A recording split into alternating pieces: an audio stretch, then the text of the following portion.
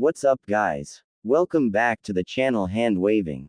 Your friend Naruto Addict 2.0 is here again with a brand new Naruto fanfic that's going to change everything. Today's fanfic is titled, What If Naruto Got Powerful Harem with Kushina Kurenai Mei and Ino Part 2. Team 7 and Tazuna had already left Konoha and were heading towards Nami no Kuni. They walked down the dirt path which was flanked on both sides by trees. The group of 5 passed by a lone puddle. Really, what were they thinking when they came up with this plan? Those two demon brothers sure are stupid, no wonder they were only C-rank missing nin. Naruto thought as he stared at the puddle. Hey guys, I have to take a leak. Naruto yelled as he walked over to the puddle which held the two ninja. Right before Naruto got there, the two decided that it would be a good time to get out before a kid peed on them. Brat, I should to kill you for what you were going to do. Give us the old man, the one with one horn growled. Naruto recognized his as Gozu. They nuke nin readied his claw only to fall unconscious from a chop to the neck delivered by Naruto as the other Naruto disappeared in a plume of smoke. Gozu. The other one said, who Naruto remembered as Mizu, who had two horns on his forehead protector. The nuke nin launched his gauntlet at Naruto, who blocked the attack with his forearm which was covered in a mechanical armor. What the? That was all he managed to say before Kazumi knocked him out. What should we do with them? Sayuri asked her teammates, who looked at each other. We should tie them up and leave them for a group of Anbu to pick them up during their patrol. The silver-haired Kunoichi said before she turned to Tazuna, who was sweating bullets by now. Tazuna-san, can you please tell me why there were missing nin from Kiri trying to kill you? Kazumi asked the bridge builder. Tazuna sighed and decided that it would be for the best if he told them the truth. You see, the wave used to be a prosperous nation year back. We had trade and everyone was happy, but then Gato came to the wave and bought all ports. In an island nation like Nami no Kuni, if you control the ports, you control everything else. He acts as if he was our king. He sends his thugs and bandits out to rob us and even takes some of the girls in the village to become slaves for him, slaves. Tazuna said as his balled his fists and tears streaked down his cheeks. The three Kunoichi on the team looked enraged at the fact that Gato had turned several girls into slaves and in turn raped them. While this is clearly a B rank if not A rank mission, there is no way in hell I will let this stand. Kazumi growled out, with Sayuri and Narumi agreeing with her. Naruto smiled at this. He knew that this time he had the power to make sure that Haku and Zabuza lived this time. Good, then we have our true mission. Naruto said as he walked past everyone. Our mission is to liberate the wave, he said as he looked over his shoulder, giving the other four a confident smile. Tazuna smiled as tears of joy fell from his eyes. Thank you. Thank you very much. Tazuna cried. The group walked until they came to a river.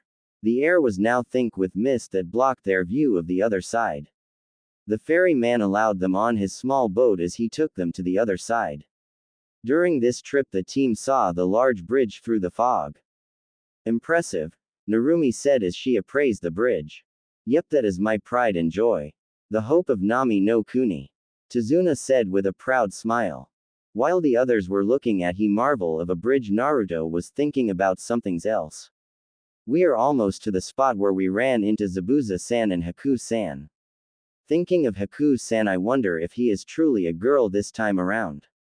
The first time during the wave I thought he was a girl, I mean, what man wears a pink kimono? Naruto thought in his head. Hey Naru-kun. Sayuri said as she shook his shoulder. What do you think will happen? This is now a B rank mission and it's our first one out of the village. She asked. In all, she was excited and nervous at the same time. This was a chance to see how far she had gotten in her training to match her brother, Itachi. She still thinks Itachi is a guy. But there was the chance that she could die too. Naruto smirked. Don't worry, Sa-chan, if we run into anything I'll take care of it. Naruto said as he leaned back and closed his eyes. While he appeared calm on the outside, he was still nervous about trying to save Haku and Zabuza without looking like a traitor. He had worked on his powers for 2 months now with his shadow clone training and had gotten better controls on his Sharingan, could form most of the skeleton but no the muscle and skin on his Susanoo, and could now do Shinra Tensai every 10 seconds. He was able to recreate 2 technique he once but was keeping them a secret unless he needed to use them to protect his friends, though he had a feeling that this time the wave mission was going to be far more difficult than before. The group had finally arrived at the shore of Nami no Kuni and continued on foot.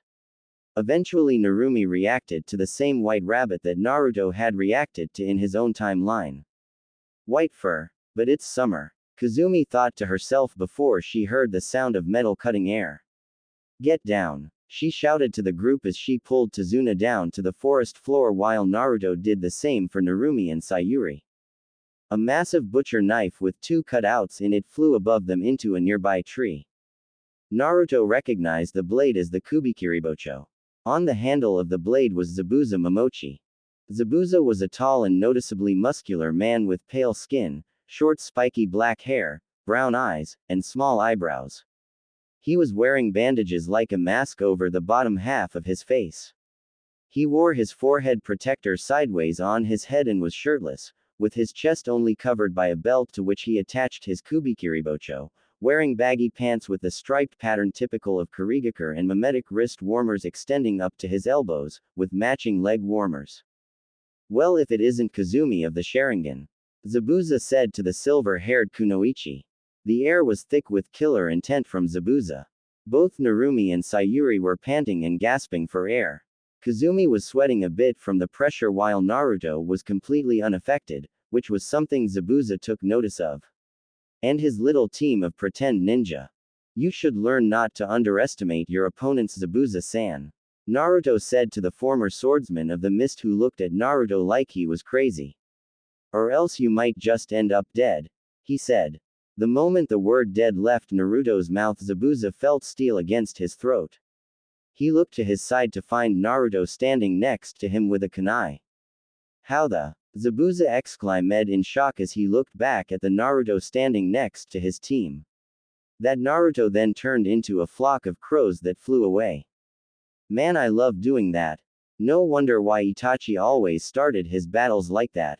Naruto thought to himself in satisfaction that he had surprised the feared Zabuza Momochi.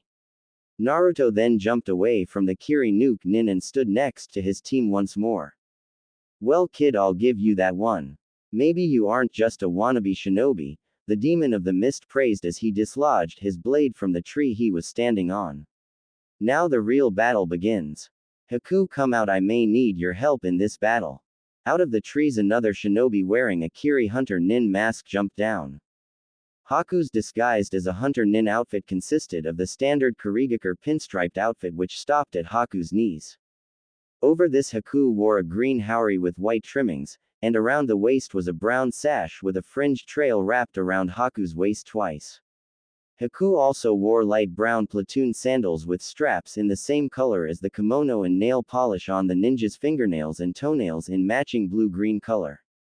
When wearing this outfit, Haku's long hair was gathered in a white bun holder, while 2 locks of hair fell loose framing Haku's face, bound with metal hair cuffs at the ends. Kazumi-sensei, you take Zabuza, I'll take this Haku, Naruto said as he stood next to his sensei. Naruto separated from Kazumi's side and went towards Haku at unreal speeds. The masked ninja was quick to dodge and jump back. Naruto chased after her before blurring out of existence and reappearing in front of Haku, delivering a swift punch to the face.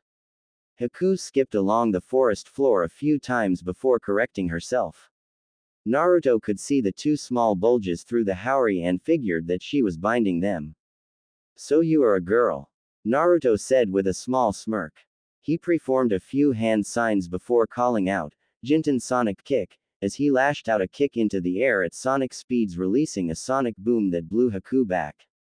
I will not lose. I am Zabuza-sama's ultimate weapon, the now identified Kunoichi said before charging at Naruto with Senbon in hand.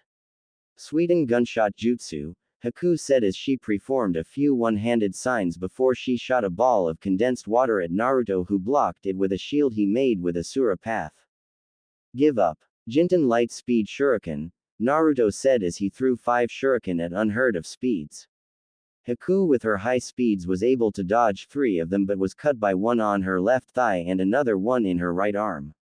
Luckily for her, Naruto wasn't aiming to kill, so she wasn't severely damaged. Never. Sweet an exploding water colliding wave. Haku yelled as large quantities of water came out of her mouth and flooded the surrounding area.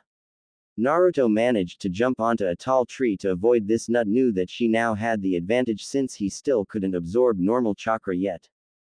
She's stronger than Haku-san in my world, Naruto thought to himself before jumping out of the way to avoid a few senbon thrown by the ice user.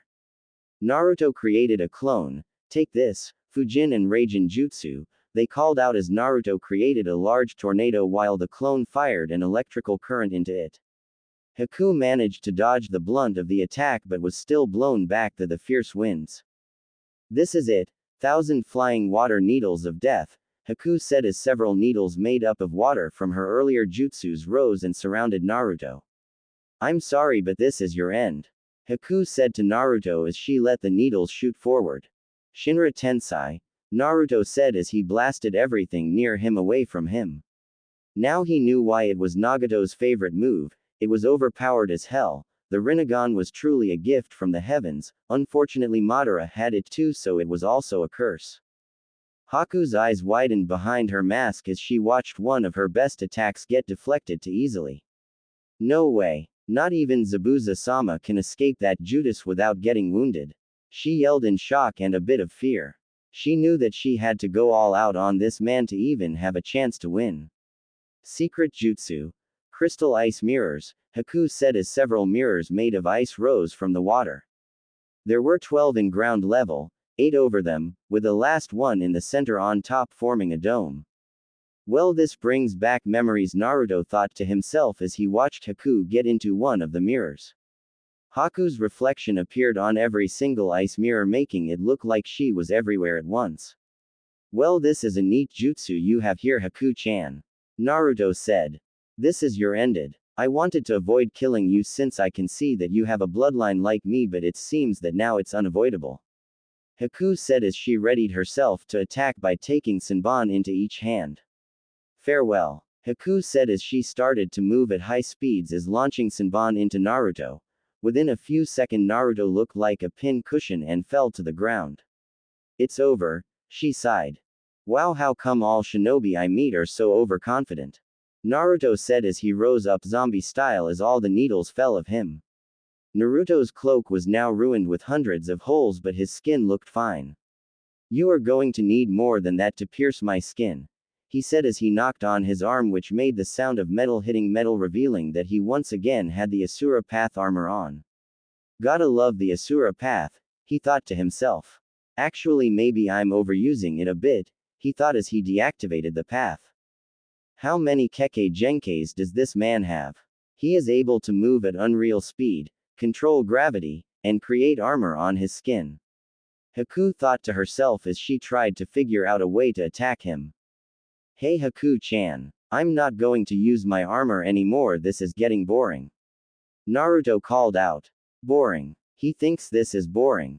Haku thought in surprise. Well, if you're giving me this chance, then I will use this more my advantage, she said as she renewed her attacks on the blonde, who this time dodged everything or blocked it with his sword. Hold still, she grit her teeth as she tried to hit him to no success. Well, I think it's time to end this, Naruto said as he pointed his hand right at her.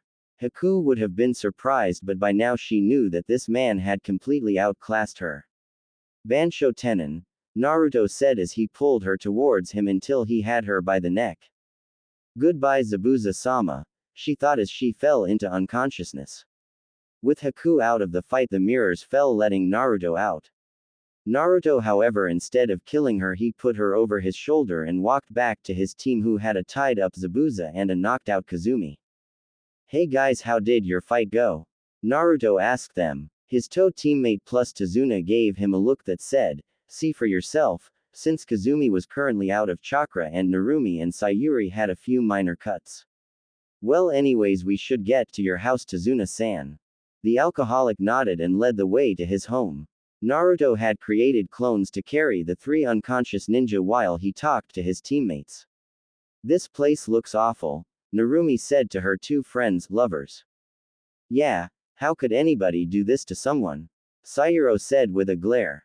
She had a small flashback to the day her brother massacred the Uchiha clan. This is what happens when the greedy get too much power. Naruto said. His face was currently unreadable.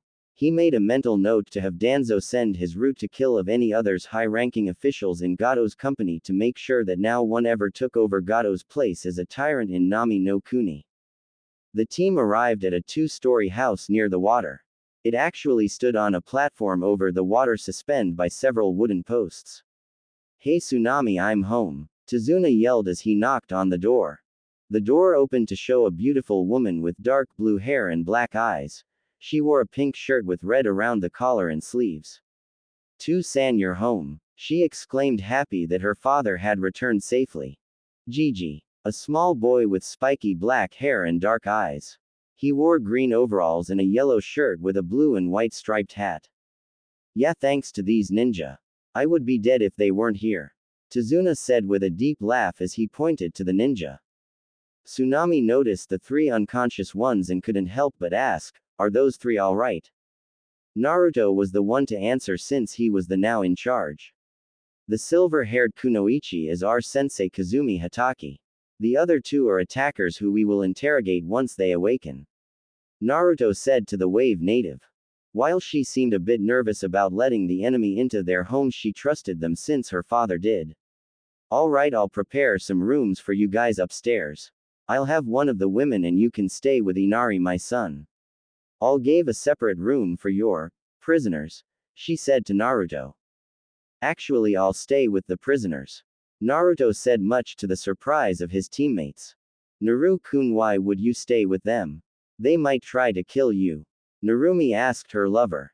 Naruto smiled back at her, a little too sweetly. Just trust me, Naru-chan, he said, sending shivers down everyone's back. Narumi quickly nodded and shuffled away. Later that night, Zabuza stirred as he finally awoke from their slumber. Where am I? He asked himself before he realized that he was still tied up. He looked and saw the still unconscious Haku. Looks like you lost Haku-chan, Zabuza said to himself. Yes, she did, he heard from a shadowed wall as two red-ringed eyes stared at him. I have a proposition to give you, Zabuza-san, the man said. Well shit, Zabuza thought to himself. Yes, she did, he heard from a shadowed wall as two red-ringed eyes stared at him. I have a proposition to give you, Zabuza-san, the man said. Well shit, Zabuza thought to himself. He was completely at the man's mercy at the moment. He didn't have his sword and his chakra was sealed. Who are you? The eyebrowless Nuke Nin asked the ring-eyed man. The man just chuckled. I guess I should introduce myself, shouldn't I? The man said as he walked out of shadows and into the moonlight. He started but was cut off by Zabuza. Minato Namikaze. The swordsman nearly screamed. The man just face faulted. No, I'm Naruto Namikaze. Why does everyone get me and him confused all the time? It's bad enough that it happens in Konoha, but now it happens outside of it as well. Naruto ranted in rage that even a former Anbu like Zabuza thought that he was his father. That's it, I'm changing my hairstyle. Maybe I'll copy the original Rakudo Sennin's hairstyle with the slicked back hair and two horn-like spikes. Yeah, that will do, Naruto planned in his head. Zabuza blinked a few times. So you're not Minato Namikaze? He asked the now annoyed blonde who gave him a load. No. Okay, now what is this proposition you have? I'm useless now since I have no weapon or chakra, so tell me what you want. Naruto smiled. Oh, that's simple. I want information on Gato. I want to know where he lives, where he keeps his slaves, and where he keeps his money. Naruto listed as he looked at Zabuza in the eyes. Now what would I get from giving you this knowledge? Zabuza asked the blonde who glared at him. The tension was high in the room now. One wanted information while the other didn't want to give up the information. Now about you life, Naruto said as he leaked killer intent onto Zabuza, who started to sweat from the pressure. The blonde Jubi let out an amused chuckle, I'll give you the manpower to take Kiri.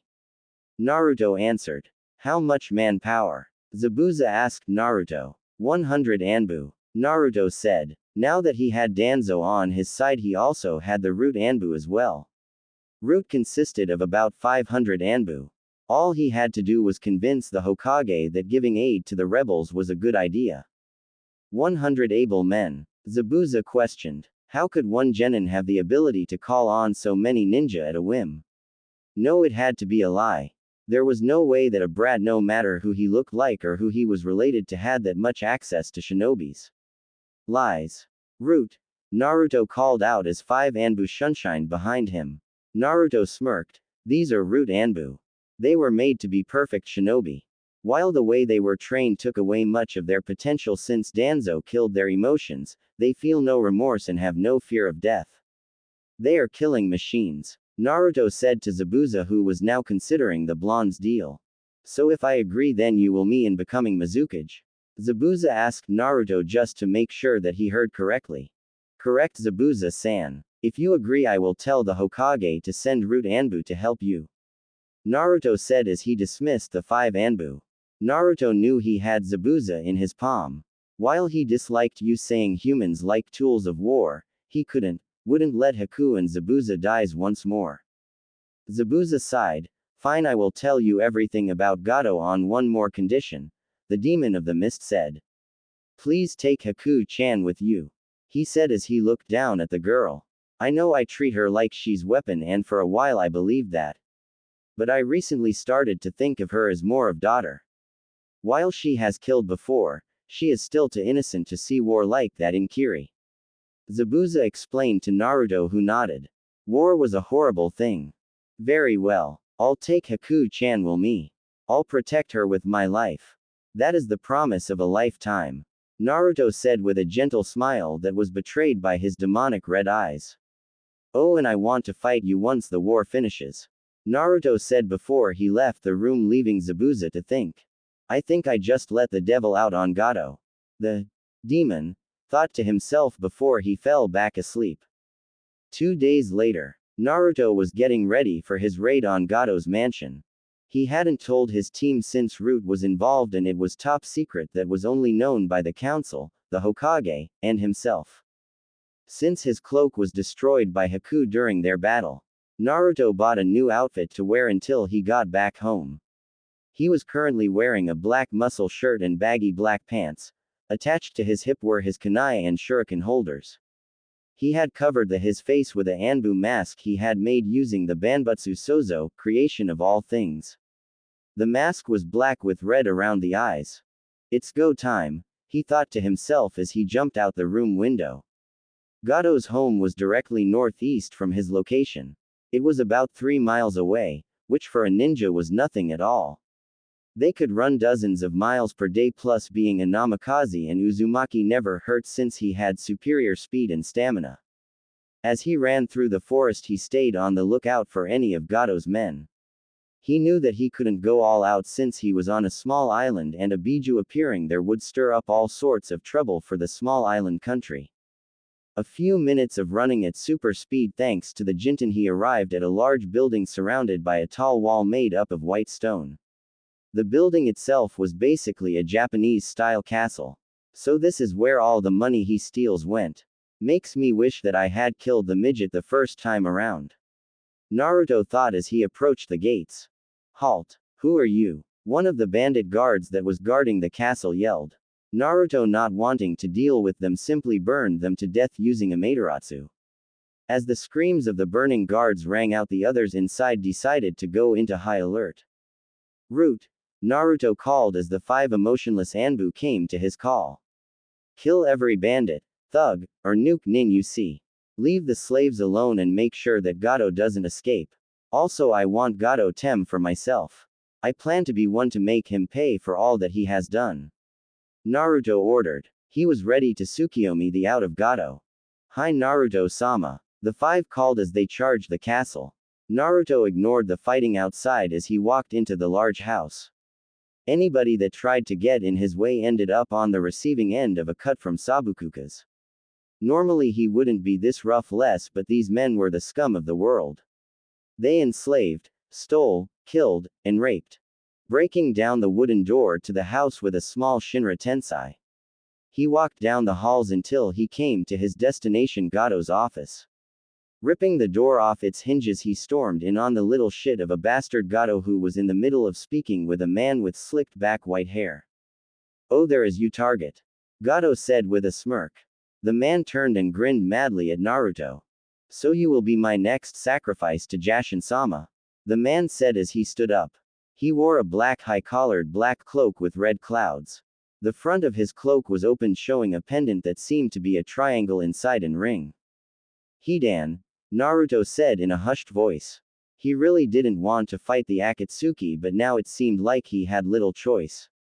"So you're working with the Akatsuki now, Gato," Naruto said as he blurred behind Gato. "But that's still not enough to save yourself," Naruto roared as he stabbed Gato through the heart before Hidan could even react. "Hey, that was my income source, you mother," Hidan yelled as he charged at Naruto with his triple scythe. Naruto managed to bring his sword up to block the three blades from hitting him. He remembered from last time that all Hidan had to do was ingest your blood, then get into his ritual seal and stab himself. While Naruto was now immortal since he was the new Jubi, it was not a good idea to let you opponents find that out, or anybody really, since that could lead to he himself being chased after. Jumping back, he sheathed his sword and started to do hand signs. Hidan, being immortal, didn't care and charged at the Jubi. "Kaden, fire dragon's roar," Naruto said as he put his hands together in creating a tube and exhaled into it. A large stream of fire spewed out of the other end. Hidan, not being able to dodge in time, ran head first into the fires. The fires completely charred the office of the once billionaire. Out of the raging fires, Hidan ran out and attempted to decapitate Naruto. Key word was attempted. Time seemed to slow as the scythe approached Naruto's neck. Hidan grinned wildly at the thought of killing the blonde man. Naruto, on the other hand, had a different plan. "Jinten shadow less flight," said to himself as he blurred out of Hidan's way. Naruto appeared over the fires, absorbing them back into himself as he performed another set of hand signs. "Sweeten water dragon jutsu," Naruto yelled as a large stream of water came out of his mouth and took the shape of a dragon. The water dragon smashed Hidan through the office wall and into the back courtyard of the mansion, which was covered in the blood of the dead bandits. "Nice view," Hidan said as he looked at all the blood on the ground. Naruto stepped out of ruined office and faced Hidan. The silver-haired Nuke Nin's cloak was half burnt of now and he had a few bad burns on his left arm. "Damn brat, you are good. No wonder you beat Itachi-san. But you can't kill me since I'm immortal." The crazed shinobi laughed out. "I know that," Naruto said to the pink-eyed psychopath. "The cult of Jashin is able to gain immortality by sacrificing human beings. Like you, I have met gods before," Naruto said as he flicked 3 shurikens at Hidan, who didn't even bother to dodge. "So you too worship a god?" the insane priest said as he picked of the shuriken stuck to his torso. "Well, maybe you should consider joining the cult of Jashin. It's a great thing. You gain immortality and can do whatever that you want to do. If you do, I'll spare you, since Jashin-sama will be displeased if I killed such a strong potential follower," Hidan said as he preached his religion. Naruto's sweat dropped at this. "Sorry, but immortality from Jashin is of no use to me," Naruto said before getting into a ready stance. Hidan seemed to get serious now. "You dare turn away the will of Jashin? Die, maggot," he roared as he charged at Naruto once more. Naruto, seeing that the fight was not going to stop any time soon, charged as well. When Naruto got near, he tried to leg sweep Hidan, only for the Akatsuki member to jump over him and try to stab him with the 3 blades of his scythe. Naruto managed to use Jinten to once again dodge the scythe and kicked Hidan in the back of the head. The silver-haired Nuke Nin bounced a few times of the ground before correcting himself. "Damn it, die, you son of a bitch," he yelled as he threw the scythe at Naruto, who jumped over it. Hidan smirked as he pulled the wire attached to the scythe, making it turn back and cut Naruto in half. Before Hidan could celebrate, Naruto's body poofed into a log. Naruto appeared to Hidan's left and did a palm thrust to his upper arm. Hidan staggered back as Naruto jumped back. Is that all you have? Hidan roared as he charged at Naruto once more with no regard for his own safety. Naruto smirked at the silver hair's man attempt to kill him and prepared a few hand signs. As the blade approached his neck, Naruto finished his jutsu. Hiraishin boundless throw. Naruto whispered into Hidan's ear when the immortal's blade was inches from his neck. In an instant Hidan flashed away. Far, far away, Hidan arrived in a flash onto a large flat chunk of ice in the middle of the ocean. The only thing there besides him was a large penguin. Hidan looked around at his surroundings to see nothing but the open sea. He couldn't even any icebergs. What the hell? He yelled to himself as he frantically looked around to see if he could see anything in the distance. Where the hell am I? He cried out to himself. The only response he got was a noise from the penguin.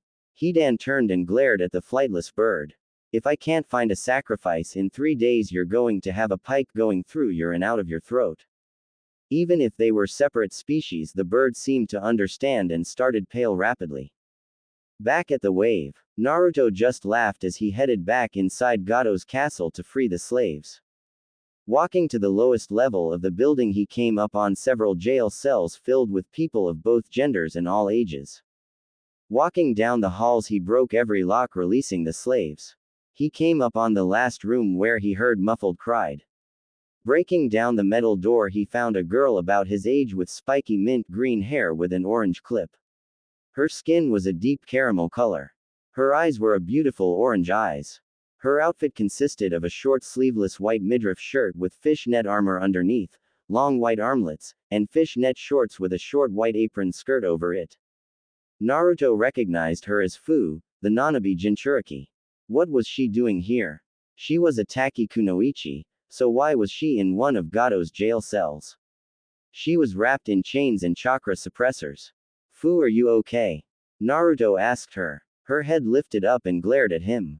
Why do you care, human? You here to buy me and use me as a toy like what happened to the other slaves? She growled at him. He could see her trying to call on the Nanabi's chakra, but the seals prevented her. Naruto looked at her with sad eyes. Deidara was right, she did hate humanity after all. Fu-san, look, I'm not here to hurt you or any of the other slaves. I'm here to save all of you. Naruto said to her. Fu just scoffed and turned her head away from him. Why would you save me, human? Did Taki finally see their mistake in selling me to Gato Tem and sent you to get me back? She asked sarcastically. Naruto's eyes widened at this. Taki had sold their Jinchuriki to Gato. How could a hidden village ever approve of that? How the hell did that happen anyways? Shibuki would never do that. The man was a coward but not cold-hearted enough to sell a girl into slavery. Naruto growled as his power began to rise with his rage. His appearance changed as his whiskers got darker and his eyes turned into their Tengen form.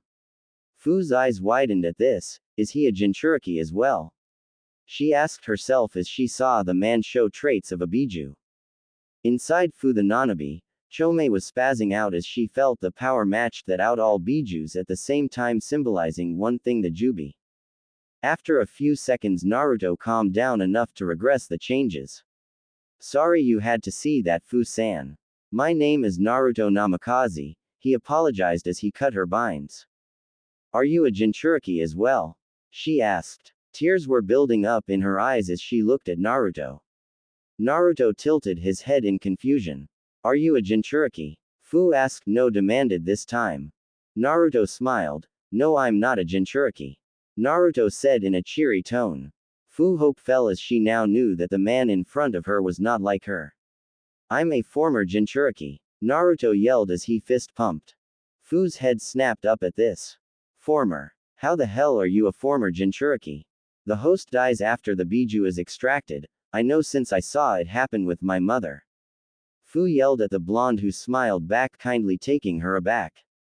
I never had my Biju extracted since I merged with it to become a demon. Naruto said, much to her surprise. Fu's expression was best described as fish-like. Her jaw had dropped and he was gasping. Naruto smirked at this. He loved getting this reaction out of people. Before Fu could ask any questions, Naruto spoke once again. Now let's get these people out of here. Since I'm sure they have been here for far too long. Naruto said to the Jinchuriki, who nodded silently as he walked out of the metal cell with her in tow. The blonde demon led all the people out of the castle and back to the outside world and freedom. Fu kept glancing over at Naruto from time to time. So how were you treated when you were a Jinchuriki? Fu asked. She had to know, was she the only one treated badly, or was it common for regular humans to mistreat Jinchuriki? Naruto smiled sadly. I was treated basically the same as you. I was ignored, overpriced at shops, treated badly and beaten occasionally. Naruto answered sadly. Fu's hand clenched shut at his answer. Calm down, Fu-san. I wasn't done. I was treated badly until they started to see what I could do, and eventually I gained their respect when I saved my village from destruction.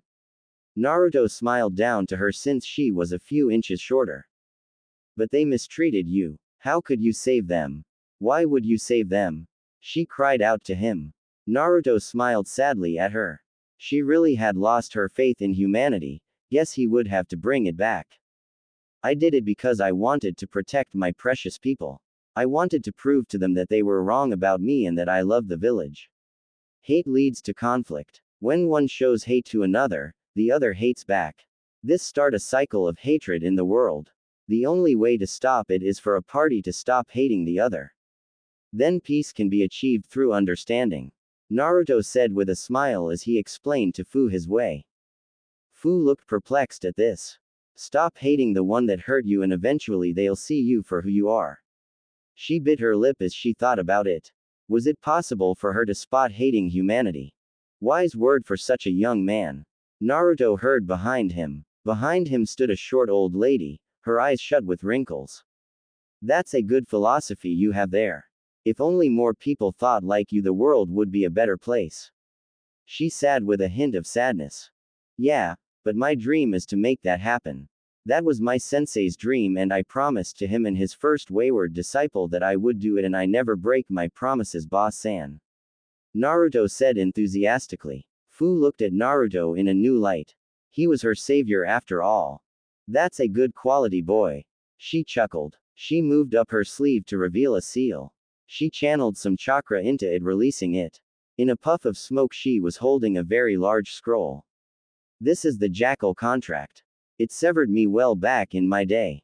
I have no use for it nowadays, so I'm passing it on to you as my way of supporting your cause. She said as she handed the scroll over to Naruto. Naruto eyed the scroll for a second with wide eyes.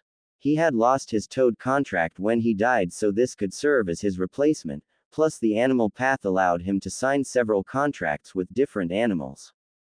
Boss-san, I can't, he started but stopped when he noticed that she wasn't there anymore. He turned to Fu. Where did she go? Fu shook her head. I don't know, I was looking at the scroll. Bu man, for a old bag of bones she can move fast. Fu said to Naruto, who sealed the scroll away in a seal on his shoulder. So Fu, where are you going? Naruto asked the dark-skinned girl. I don't know. Taki sold me out, so not there. She said with a sad look. She turned to Naruto. Maybe I can go with you, Naruto-san, she said to Naruto, who nodded. This way he could protect her from the Akatsuki. He went back inside and took Gato's head and sealed it in a scroll. Well, that's done, Naruto said as he and Fu walked back out of the castle, leaving clones to collect anything of value to give to the people of the wave. After leaving Gato's estate in ruin, Naruto and Fu the Nanabi Jinchuriki made their way into the forests of Nami no Kuni. Naruto turned to Fu. Let's stop here for now, there is something I have to do. Naruto said as he opened the large summoning scroll he was given by the old lady back at the tyrant's former home. In the scroll there were only 3 names were listed on the scroll, making Naruto the 4th person to sign it. Naruto bit his thumb and wrote his name in blood, then pressed his blood-covered fingers under it. Unlike a normal contract where the name remains red, his signature turned golden. Okay, let's try this, Naruto said as he performed the hand signs for the summoning jutsu, then slammed his palm on the ground. In a grand plume of smoke the boss of the jackal contract appeared before them. While he wasn't as big as Gamabunta or the 2 other boss-level toads, he was still large. The jackal boss was about 3 stories tall with smooth black fur running down its back with golden fur covering the rest of its body. Who dares summon the jackal boss Jakaru? The large dog-like summon demanded before looking down at the 2 humans in front of him. I summoned you, Naruto said as he took a step towards the large summon. The jackal boss lowered its head so that it was now face to snout with the blonde demon. The large canine seemed to be examining the blonde as his eyes scanned the blonde's body. You smell of Biju and have the same feel as one, only more natural, as if you were one with nature. The summon boss said to the blonde Jubi as it sniffed Naruto's scent. I see it now. You are the Jubi, aren't you, boy? Jakaru said to Naruto, who nodded. Naruto smiled up at the large animal. Yes, I am Naruto Namikaze, the Nadaime Jubi. Naruto said as he offered a hand to the Jakaru. The black-backed jackal moved one of its paws to shake Naruto's hand with one of his large claws. It is an honor to serve you, Jubi Dono. You may call on out clan whenever you wish. The jackal clan specializes in tracking and scavenging. We are also fluent in fire and earth jutsu but prefer to stay out of combat. The boss of the jackal contract stated to the demon lord, who nodded. Thank you, Jakaru-san. Oh, and call me Naruto, okay? Naruto said to the boss, who nodded. Fu just watched the 2 interact since this wasn't her business. Very well, Naruto-sama. If that is all, then I'll be on my way. Jakaru said as he left in a flume of smoke. Naruto turned to Fu. Okay, let's get back to the main village. Naruto said as he placed a hand on Fu's shoulder and vanished into thin air, not noticing the slight red glow of a single Sharingan hidden in the shadows of the foliage. He may be a problem. The man said before he vanished into a swirl coming from his lone eye. Tezuma's house. Naruto and Fu appeared before the group. Kazumi was the first to react. Naruto-san, how did it go? Oldest Kunoichi asked the blonde. Naruto smirked and unsealed Gado's head and threw it on the table. The residents of the house gasped as they looked at the fear-stricken face of the man who had made their lives a living hell. He's dead. Tezuma said as tears gathered in his eyes at the sight of the man he hated dead. He's finally dead. He cried in cheer as he hugged his daughter. Inari looked at the head in shock.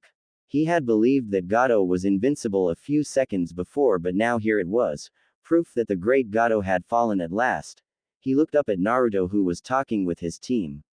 Heroes do exist, he thought with a teary smile. So were there any complications? The silver-haired Jonin asked as she stared at Fu. I ran into a Akatsuki member known as Hidan. He was a pain to get rid of since he can't be killed. Naruto said, much to the surprise of the team. They were shocked for 2 reasons. One was that the Hidan could not be killed according to Naruto. 2 was that Naruto fought Hidan and technically won.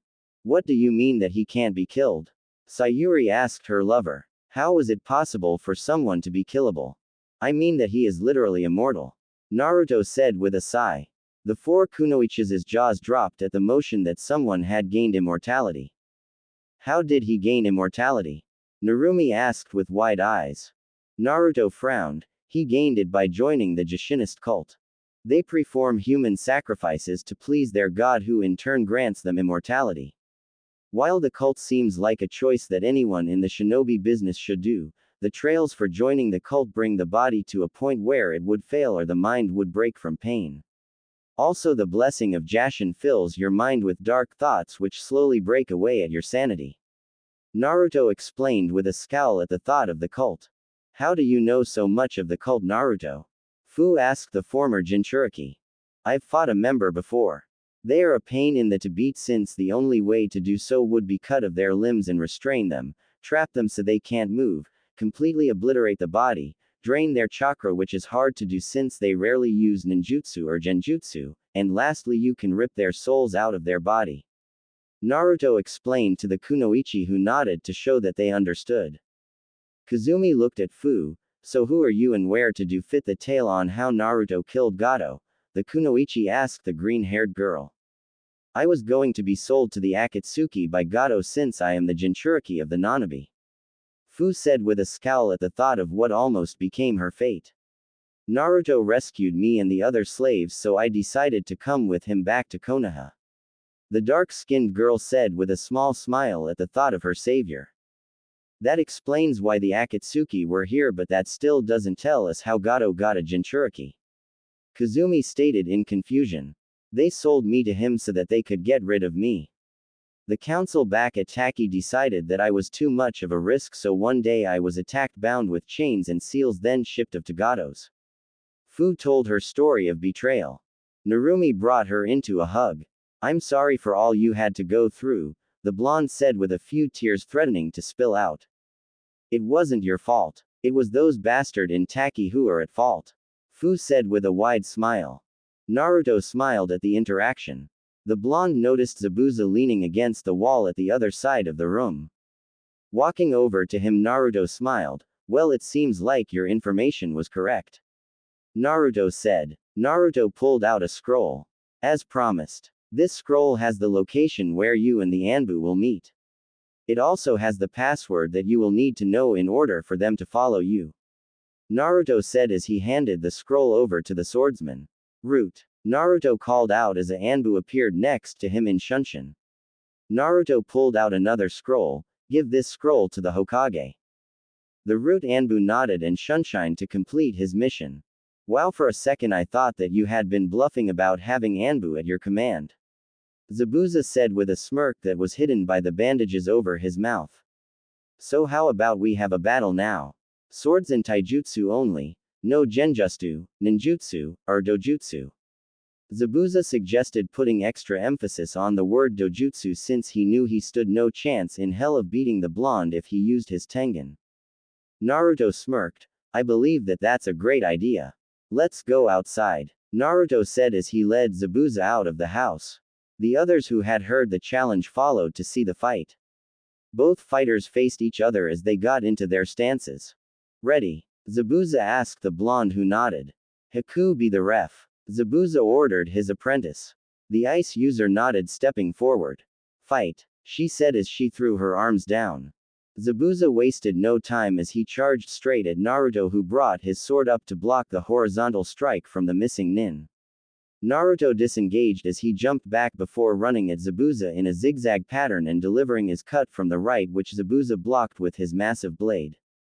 Before Zabuza could retaliate, Naruto vanished from Zabuza's sight in a burst of speed. The nuke nin's honed battle instincts told him that he was in danger. The browless man turned in time to block another attack from Naruto. The two blades clashed with each other, sending sparks everywhere as the two grinned against each other. You're good. Zabuza laughed out in joy of finding someone who could give him a good sword fight. Zabuza jumped back and threw the large Zanbato at Naruto, who leapt over it towards Zabuza. The former swordsman of the mist sidestepped Naruto's vertical slash and ran to his sword that was stuck on the trunk of a tree. Naruto ran at Zabuza to try to stop him from retrieving his blade, but was forced to when Zabuza reached the handle as swung a wide attack. Seeing an opening, Naruto launched forward in an attempt to skewer the browless man. Zabuza managed to move enough so that Naruto's blade only scratched his lower chest. Zabuza ignored the pain and took another swing at our blonde hero, only for said demon to jump on the flat side of the blade, which was followed by a swift kick to Zabuza's jaw. The former mist shinobi went flying back but stopped himself by stabbing his blade into the ground. Naruto rushed at the nuke nin to try to finish the match. Zabuza had the same idea and charged at the blonde as well. Right before they clashed, Naruto blurred from existence. What? Zabuza thought in surprise. Behind you, Naruto said calmly as he stood with his back to Zabuza. The missing nin turned only to be hit in the chest with a heavy kick that launched him back with neck-breaking force. Zabuza's flight was cut short by a 3 which nearly fell over from the force of the collision. Naruto appeared in front of Zabuza with his sword to Zabuza's neck. I win, Naruto said with a neutral expression that showed no emotions. Zabuza saw it now. He saw what Naruto really was. He was someone who had seen every horror war had to offer, seen every single person he loved killed, and would do anything in his power to prevent those who are important to him from dying. Outside of battle he was a friend, but once engaged in combat he was a warrior who would end a life if it meant accomplishing his goals. He was someone he could respect. I must admit, you're good Gaki. Zabuza said with a light chuckle. I give. Naruto smiled and removed his blade from Zabuza's neck. That was good fight. Naruto said. 1 week later, Naruto, his team, Haku, and Fu stood at the end of the bridge. It had taken a week for Tazuna and his builders to finish the bridge after Naruto had taken out Gato. With the money Naruto had given to the village, the economy flourished now. Zabuza had explained to Haku that he had to leave and that she had to go with Naruto to Konoha. While she did protest leaving him, he accepted after Zabuza confessed that he thought of her like a daughter and that he didn't want her to see the kind of war like that in Kiri at such a young age. Naruto now wore a new outfit that he had made using the Banbutsu Sozo. He wore a black t-shirt with a white X on the chest with black Anbu-style pants and boots. Over this he wore a white coat that spit at the waist into 10 tails, that reached his ankles with a high collar that had 10 points. On the back was the image of the Rinnegan with 9 tomo under it. Around his neck a Magatama necklace with 6 red beads. He had to admit, these clothes felt more like they belonged than the ones that Kami gave him a few months ago. Zabuza, I received a notice yesterday that the root Anbu have been mobilized and will be there when you arrive at Umi no Kuni. Naruto said with a small smile, knowing that he was helping in ending the bloodline wars. Zabuza nodded. Thank you Naruto-sama. I hope to see you one day when I'm Mizukage, the browless man said. Please don't call me Naruto-sama. Naruto said as he scratched the back of his head. Zabuza laughed at this. I miss you Zabuza-sama. Haku said with a sad smile, knowing that she was parting ways with the man who raised her and saved her life back in Mizu no Kuni.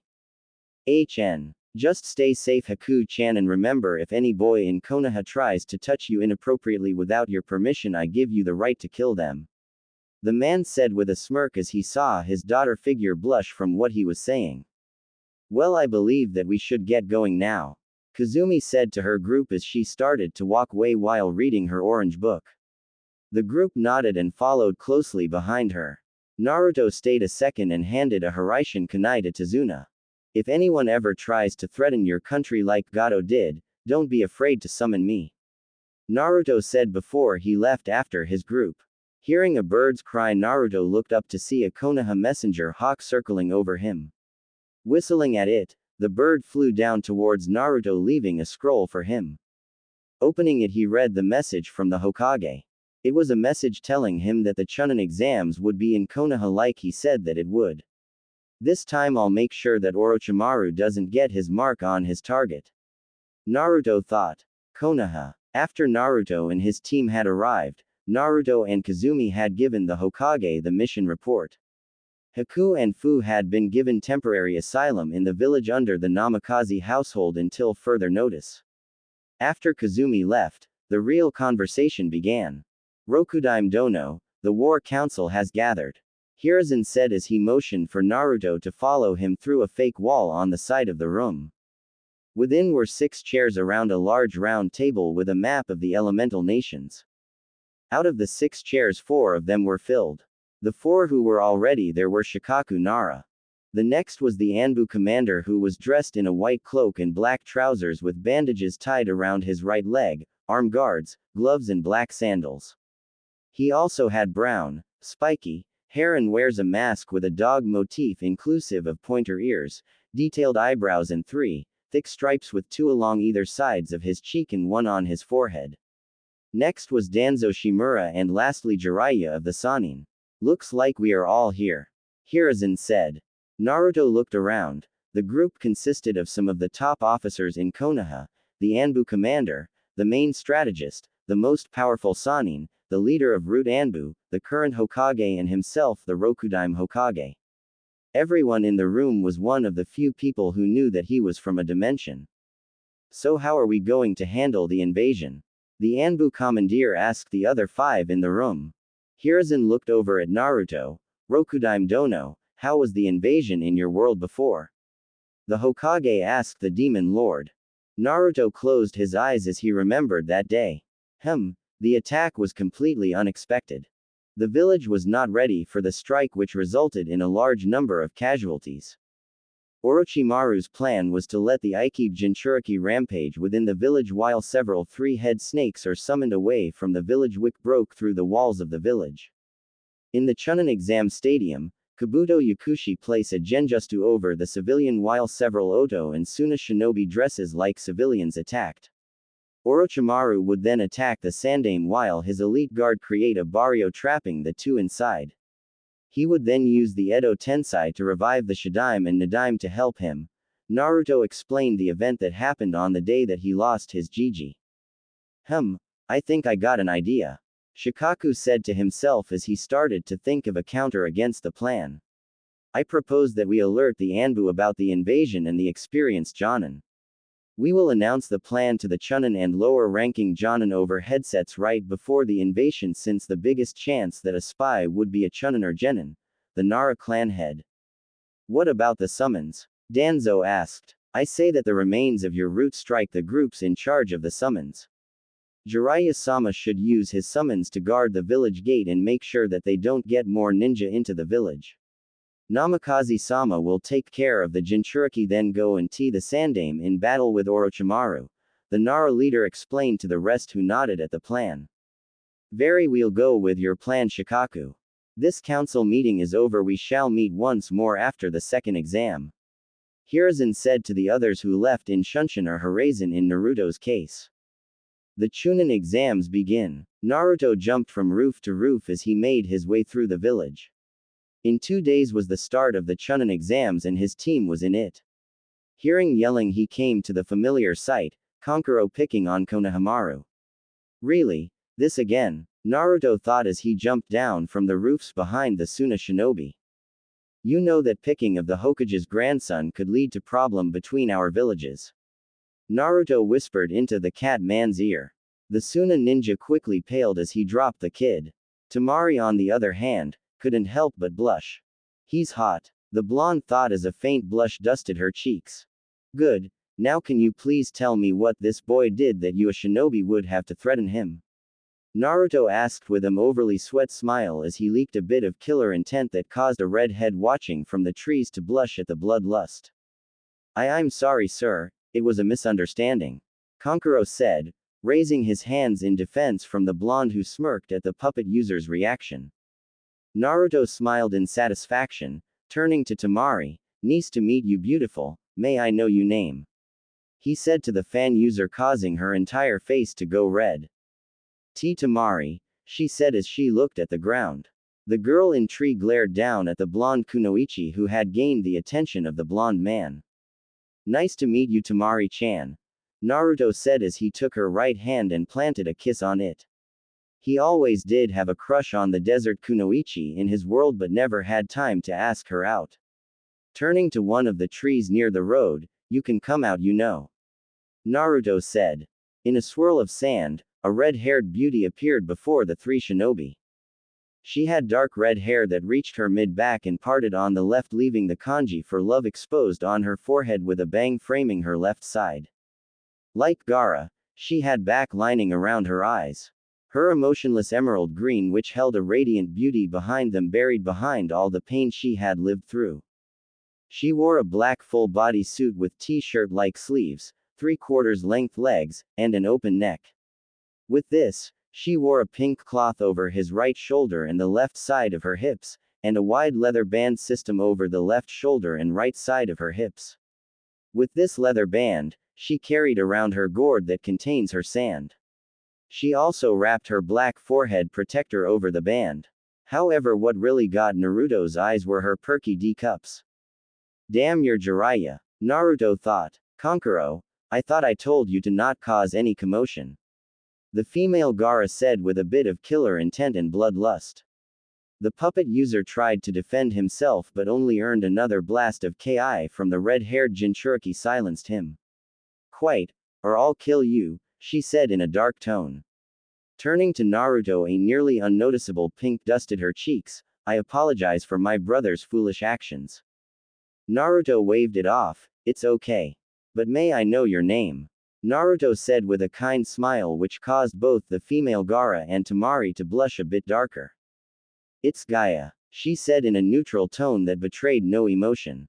Naruto grinned. I'm Naruto Namikaze, current head of the Namikaze clan and genin of Konoha. Naruto said to the shock of the three sand shinobi in front of him. Naruto mentally smirked at their reaction. At least they didn't mistake me as my father. Naruto thought with a mental sigh of relief. Gaia bowed lightly. Nice to meet you Namikaze-san. While she wasn't one for formalities to someone she didn't know, she knew that the blonde must have some political sway if he was a clan head. Naruto's sweat dropped at this. Please, Naruto is fine. Calling me that makes me feel old. Naruto said with a smile. He discreetly placed a hand on his sword and formed the connection to Gaara in the afterlife. Yo Gaara, are you there? Naruto asked but made sure to block out any chance that Gaia had of entering the conversation since he didn't need an unknown know his secret. Yes, I am Naruto. What is it? Gaara asked the blonde. He could almost feel the former Hokage's grin. I finally found your counterpart and I have to say dude, she is hot. Naruto responded with a smirk as Gaara's irritation flowed from the sword. I thought I told you to never mind, you wouldn't listen anyways. Gaara said as he rubbed the bridge of his nose back in heaven. Just take care of her. Gaara said as he cut the connection to avoid any further headache. We'll be leaving now, Gaia said as she motioned for her siblings to follow her. He was cute, she thought to herself but hesitated a bit when the foreign word came to mind. Please, he'll just betray you like everyone else will. Remember that you can only trust your mother. Shukaku said to her from her mind as he tried to devour as much of her sanity he could through the broken seal that placed on the girl. He could feel the power that the boy held and didn't want to give the blonde the chance to suppress him. Yes, mother. Gaia though back to the Biju who laughed like a maniac from her mind as he tried to crush all hope she had about finding someone who could understand her. Good. Now get me some more blood. Mother demands. Shukaku said with a dark crackle. Before Gaia could respond, Naruto called out to her, hey, want to hang out a bit tomorrow? I would love to get to know someone from a different village. Naruto said with a large grin. He would help her out as much as he can so that she doesn't go on a rampage like Gaara did all those years ago. Don't, child. He'll just betray you just like that traitorous uncle did. Shukaku roared as he desperately tried to convince her of rejecting the hand of friendship offered to her by bringing up one of the most painful moments of her life. No, Gaia said coldly as she walked away from the blonde who frowned at the response. He knew he would have to do something about that dog Shukaku who was manipulating her from the inside.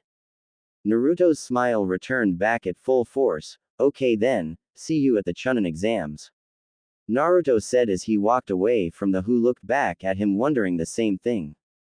How did he know? 2 days later, Naruto and his team walked into the academy building as they prepared to take the Chunin exams. Neither Sayuri or Narumi knew about the invasion since they were genin, so Naruto couldn't tell them anything. His team stopped in front of a door. What is this? Sayuri growled as she saw an illusion over the door showing the wrong number. Drop the ill. She was cut off by Naruto who covered her mouth. Be quiet, Sa-chan, it was put there to weed out the weak and foolish, Naruto whispered as he pushed her along. Stop right there you three. We have taken the exams over 10 times and still failed, what makes you think that academy fresh genin like you can? One of the two who stood in front of the door said, letting out a spike of ki to let them know just who he was. Are you saying that the Namikaze head, Kyuubi Jinchuriki, and the last loyal Uchiha aren't really? Naruto said as his Tengen flashed for a split second. Both guards paled as they realized just who they had insulted. Both quickly ran away, pushing a few genin out of the way as they ran. I challenge you to a spar. A boy with overly thick eyebrows and bowl haircut wearing a green skin-tight jumpsuit and green leg warmers yelled as he pointed at Sayuri. Behind him both his teammates looked embarrassed. No, Naruto said in a firm tone. Who are you? Sayuri asked. I'm Konoha's beautiful green wild beast, Rock Lee. He said as he did a nice guy pose. Now I demand a spar from you Sayuri-chan, he said as he pointed at the Uchiha once again. I said no, Naruto said in a firm tone once again. In his world, Sasuke had lost badly and contributed to him turning to the path of evil. Oh, your Yondaime-sama, Rock Lee said as he realized who he was talking to. Naruto face faulted before glaring at the green-wearing genin. I am not Minato Namikaze. I am Naruto Namikaze. Naruto yelled at the boy who took a step back at the large bout of Ki to him that exploded from the blonde. My apologies, Naruto-kun, Lee said as he bowed before going on about he would run 200 laps around the village if he ever forgot Naruto's name again. Whatever, Naruto said as he and his team entered the exam room.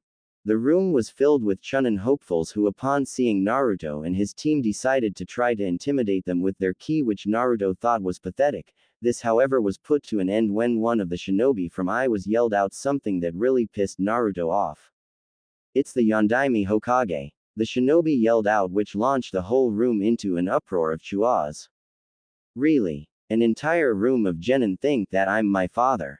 Naruto thought as he released a bit of his killer intent, which caused everyone in the room to pale.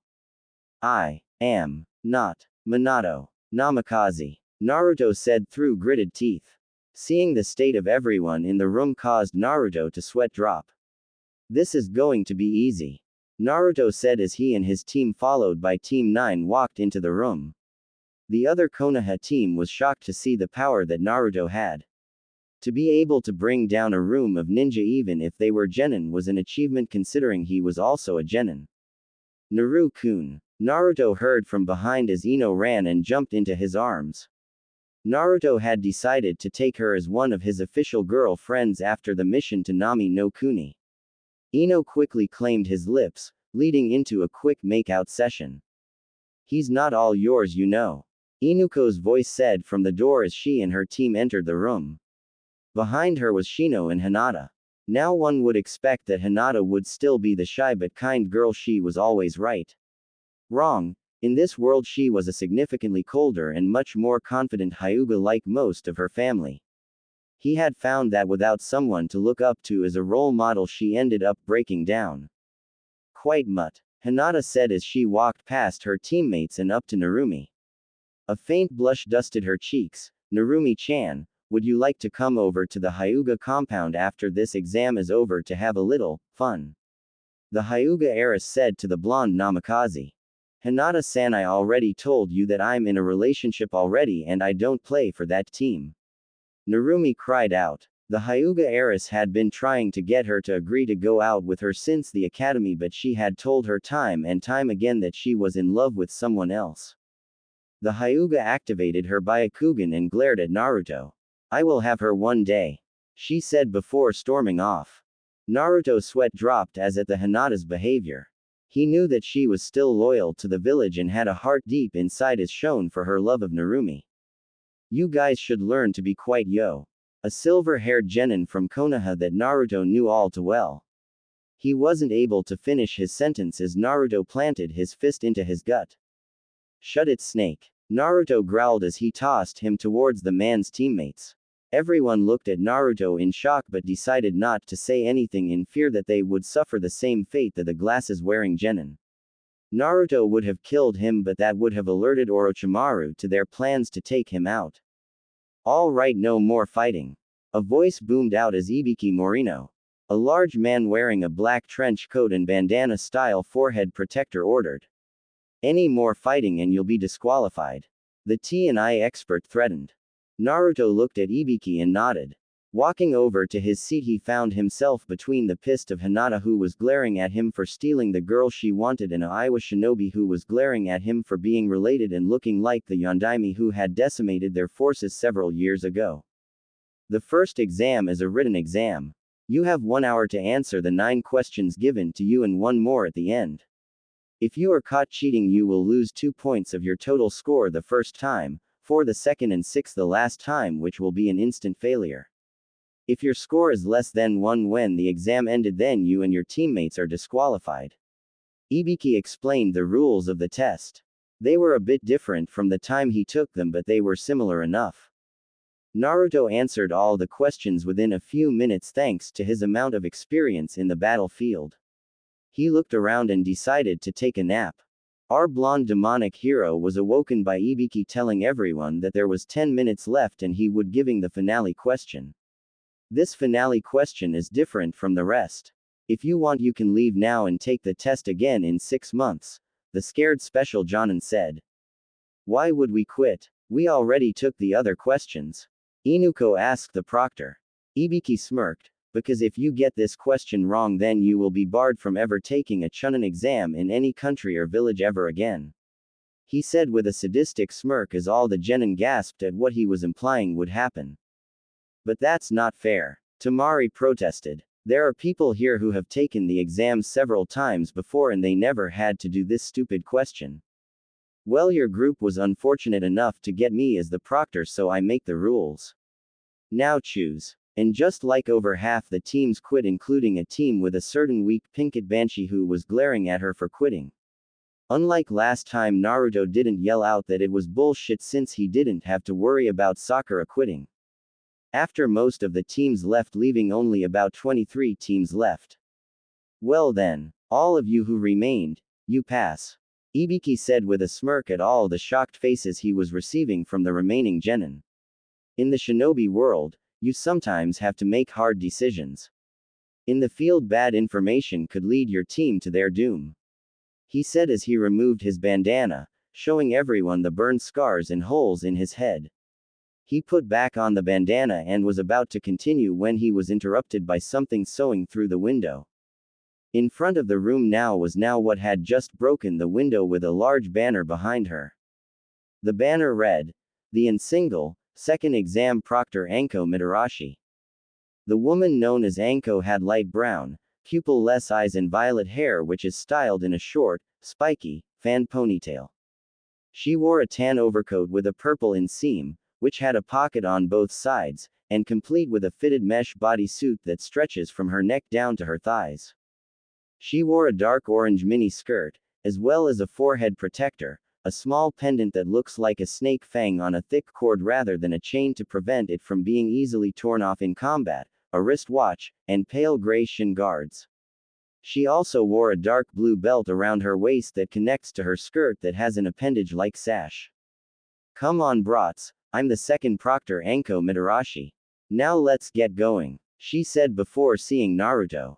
Smirking, she sunshined over to him and wrapped her arms around his neck from behind. "Oh Naruto-kun, you're in the exams," she whispered into his ear. The two had a weird relationship. She would try to seduce him while he would do the same, yet they weren't an official couple yet. Naruto smiled. He had always found Anko's sadistic yet playful personality was always something that made a good day into a great day for him. "Yes, I am Anko-chan. Maybe after this I could take you to dinner?" Naruto asked with a charming smile. "Oh, you want to take little ol' me to dinner, huh? We'll see," she said before shining back in front of the room. "Anko, you're early again," Ibiki said as he pushed his way through the banner. Anko looked extremely embarrassed. "Who cares?" she said as she turned to the large group. "Meet me in the Forest of Death in 10 minuets, you're out," she said before she jumped out another window, which caused Ibiki to sigh once again. Forest of Death. Naruto and his team stood at one of the gates to the dangerous training ground. After the first exam, everyone who passed was lead on a wild goose chance after Anko until they arrived at the Forest of Death. Once they got there, Anko explained the rules of the second exam. Half of the genin that passed the first exam would get an Earth Scroll while the other half would get a Heaven Scroll. The teams would then be released into the Forest of Death, which was full of dangerous animals and plants that could kill a Chunin if not careful. His team had gotten an Earth Scroll and were a few minutes from entering the forest. The blonde Jubi turned to his teammates. "Be careful out there," he said as he handed a Hiraishin kunai to each of them. "If you two get into any danger, don't hesitate to summon me," Naruto said before the doors opened. He wasn't allowed to tell them about Orochimaru since it could compromise the plan to counter the invasion, and he couldn't risk Orochimaru learning about the plan. "It'll be alright, Naru-kun. Both me and Sayuri-chan are at least high Chunin level." Narumi reassured him that they would be fine, but Naruto knew that a Chunin stood no chance against Orochimaru. "Yeah, Naru-kun, everyone knows we are the best genin team in the village. Sayuri said with no small amount of pride in her voice as the doors opened. The team ran into the forest and took to the trees to quicken their pace. Don't get overconfident, Naruto said. After a few hours of traveling, they ran into a group of rain ninja who they quickly disposed of. Unfortunately, they had the wrong scroll and they had to continue to search for another team. By the end of the first day, they were about a third of the way to the tower but had no scroll. They could have made it to the tower by now if they didn't have to get the scroll. Out of the 3 teams they faced so far today, they all had Earth scrolls. Naruto cursed his luck since there was a higher chance now that they would run into Orochimaru in the forest. Time skip, morning. Naruto woke up early with the sound of a scream. What the hell? Naruto thought as he went searching for the source of the scream. He tracked it down to a red-haired girl with glasses who was about to be mauled by a massive bear. Isn't that Karen from Sasuke Tem's group? Naruto asked himself before he acted. He jumped in front of the bear and held out his hand. Shinra Tensei, he exclaimed as the bear was blasted back. Naruto turned to the red-haired girl who scrabbled to get her glasses on. Once on, she got a clear look of Naruto and his chakra. It felt so warm to her yet wild like a lion. Just the feel of the chakra made her blush. He could see that her teammates had been killed by the bear if the blood on the claws and teeth gave anything away. Are you okay? Naruto asked as he took a knee next to her.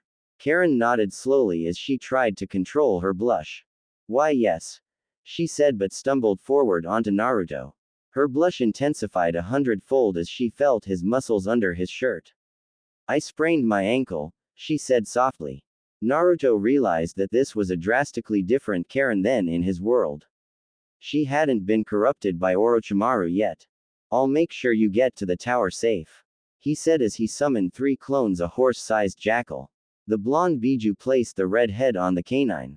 When you get to the tower, give them this, he said as he handed her a scroll. This scroll puts you under the protection of my clan, he said. Thank you, she said before the jackal started to move out with the clones around it. Shadow clone jutsu, Naruto said as he made several clones and sent them into the forest. Naruto motioned for his team to stop suddenly. Below them was a group of Iwa shinobi. Watch, Naruto said with a small smirk before he vanished in a blur. On the ground below them, the Iwa team was talking. We should go after the Namikaze group, the leader said. He and the rest of his team wore the typical Iwa shinobi outfit. But Onoki-sama said that we were not to target Minato Namikaze's family for revenge. One of the other 2 said with a bit of fear in his voice since he had felt Naruto's ki in the first exam and he didn't want to feel that power again. Screw that old man. He may have forgiven that bastard Namikaze, but the rest of Iwa hasn't. He wasn't someone who lost a loved one to the bastard during the war. The last one said in an angry tone. Exactly. If we kill them, then we'll be heroes in the village. We might even be given positions on the council or even replace that fossil with someone who isn't senile. The leader said with a smirk as he thought about what he thought would happen if they killed the Namikazes. The other 2 now shared the same smirk. Such unhealthy ambition, a voice said from behind them. They turned to see Naruto Namikaze leaning against a tree. Well, look who's here. With your death we'll be legends, the leader said as he charged at the blonde who smirked. Know your place, mortal, Naruto said with a dark grin. Jinten missile punch, Naruto said before delivering a high-speed punch to the leader's chest. The punch was so powerful that it ripped through his clothing and turned the Iwa shinobi's ribcage to dust. The shinobi went flying back from the force, only stopping when he collided with a large tree which nearly fell over from the force. Time to end this. Kaden demon lanterns, Naruto whispered. Several fire balls formed floating the air which then took the form of demonic heads. The demon heads then shot forward. The jutsu set everything the heads touched into an inferno. Several trees fell to the ground as the flames burned them down. In the trees, Narumi and Sayuri looked on in awe. They could hear the screams of pain from the Iwa team echoing in the forest. Sayuri was the first to speak after the little performance. Do you think he would teach me that jutsu? Sayuri asked her best friend. Narumi was snapped out of her state of shock by her friend's question. I don't think so. That has to be at least AA rank jutsu. She answered her harem sister's question. Sayuri pouted at the Namikaze's answer. Don't be so, said Sa-chan, I'll teach it to you when I feel you can handle it. Naruto said from behind her. Sayuri turned to him and hugged him while chanting thank yous. Naruto was about to say something when he felt a familiar presence. Amaterasu. Naruto yelled while releasing a wave of black fire at a tree. A shadow jumped away from the tree before the black flames could touch the shinobi. Fufufu, it seems like one of the little genin has quite a potent attack. I had no idea there was another Mangekyo Sharingan user alive, a disembodied voice said. Naruto flared his ki, causing the creepy chucking to stop. Well, it seems that you have quite a bit of bite, Naruto-kun. Naruto had to refrain himself from yelling out at Orochimaru to come out and face him. Orochimaru might have been an insane psychopath, but he wasn't considered a genius for nothing. If he called Orochimaru out by his name, that would tip the snake Sanin off that something was wrong. Come on out. Narumi yelled out as she drew her katana. The creepy laugh returned as a grass ninja came out from the side of a tree. You seem confident, Orochimaru said in a fake female voice. Narumi and Sayuri dropped to their knees when he flared his own ki. Both girls had visions of their own deaths at the hands of Orochimaru. They knew that this wasn't what could happen, but rather what would happen if they fought him.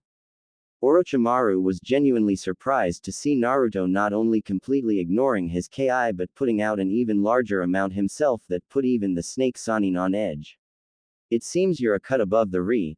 Before he could finish, Naruto had already landed several punches on his front. Fast, he thought as he flew back but flipped in midair and landed on a tree branch. Thanks to Orochimaru being distracted by Naruto, the killer intent loosened enough so that Sayuri and Narumi could stand up. Naruto looked at his two lovers. Naru-chan, Sa-chan, you two have to run. I'll keep him busy, Naruto said as he released the first seal so that he was now at 4 tails of power, which was how much it looked to almost kill Orochimaru in his world. Naruto's appearance changed from remaining in his human form. He now had 4 white tails coming out of his tailbone. His whiskers darkened and elongated while his canines became longer and sharper. His eyes changed to that of the Tengen as he glared at the Sanin. Time to die, Naruto said before he shot forward at Orochimaru. Both girls were shocked at the change but listened to Naruto in the end since they knew that they would only get in his way. Orochimaru chucked. So a little genin thinks he can take me on by himself, the snake summoner said to the blonde who glared back at him. On the outside he seemed confident, but on the inside Orochimaru was slightly disturbed by the amount of power coming off of Naruto. You're a genin too, right? Naruto said with a slight smirk, so you mustn't be that powerful. Naruto said as he tried to punch Orochimaru in the face, but the snake Sanin sidestepped it and countered with a kick to Naruto's face. Naruto corrected himself as charged back at the snake summoner. The snake user let a dozen snakes fly out of his sleeves towards, but much to his surprise Naruto blurred out of existence and appeared next to Orochimaru and delivered another attack to the side of his face. Jinten Meteor Strong Leg, Naruto yelled out as he did a Jinten version of Rock Lee's Leaf Hurricane. The attack was too fast that Naruto's foot looked as if it was covered in flames of youth before it slammed into Orochimaru's face. The snake pedo, Sanin flew through several trees before stopping. Not wanting to be outdone by a kid, Orochimaru opened his mouth to allow a fully restored version of himself out as if, molting, his damage. The disguise was gone now, and now before him stood Orochimaru in his real form. It seems that you are not to be underestimated, but it's too late now, Sune Tajishu. Many hidden shadow snake hands. Several large snakes shot out of Orochimaru's arm and at Naruto. Shinra Tensai, Naruto said, let out a pulse of power which turned the snakes into a bloody pile of snake parts. Naruto held out his right hand, which mechanically transformed into a complex metallic cannon-like weapon but with several barrels. Die, Naruto said coldly as he released a large amount of chakra bullets at the snake Sanin, who replaced himself with a mud clone, but several trees weren't so lucky as they now sported several hundred holes. Naruto instantly felt a presence behind him. Another robotic arm ripped out through his clothing from his left shoulder and caught Orochimaru's sword before it could cut him in half. The blonde demon's other arm bent backwards at 160 degrees and opened up releasing several wires that went to wrap around Orochimaru. The snake Sannin managed to dodge the wires but had to leave his sword behind in the hands of Naruto. Damn it! Futon, great breakthrough. The Sannin said as he exhaled a large and powerful gust of wind towards the Jubi. Naruto used Jinten to move out of the way, then charged up a Rasengan and ran at Orochimaru. The snake Sannin ran towards Naruto as well with the Kusanagi pointed forwards in a stabbing motion. The second before they clashed, Naruto vanished without a trace. Orochimaru felt a strong pain in his back as Naruto pushed his demonic Rasengan into his spine. Not wanting to be impaired from spinal damage, he regurgitated a fresh version of himself. Naruto growled at the Sannin who had once again escaped his death. That's it. No more playing around. Naruto roared out as he made two shadow clones. The three Narutos started to form a Rasengan, only this one was bluish-white and had four long curved blades. Naruto raised his hand up high with the S rank just up into the air. Futon Rasenshuriken, Naruto said before throwing the powerful attack. Orochimaru tried to dodge the attack but Naruto manipulated the attack into him. The Rasenshuriken hit Orochimaru and took him far into the air before it expanded. The expanded form of the jutsu was almost as big as the forest itself. All over the village, everyone looked at the white sphere in the sky in both awe and fear.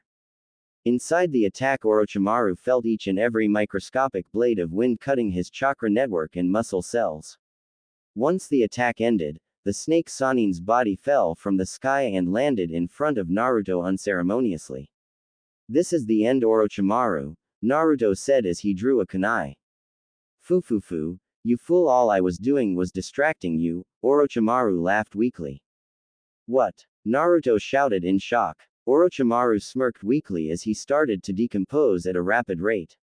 What you were fighting was a type of clone called a blood clone. An almost perfect replica of the original with equal amount of chakra and strength. By now both your little girlfriends have my curse marks. He laughed out before completely decomposing away. Naruto didn't even think about it as her eye shined to Sayuri's location. Naruto appeared next to the female Uchiha who was rolling in pain as she clutched the side of her neck. Shit! Naruto yelled as he ran towards the girl. Fuinjutsu heavenly sealing, Naruto said as he placed his palm over her curse seal.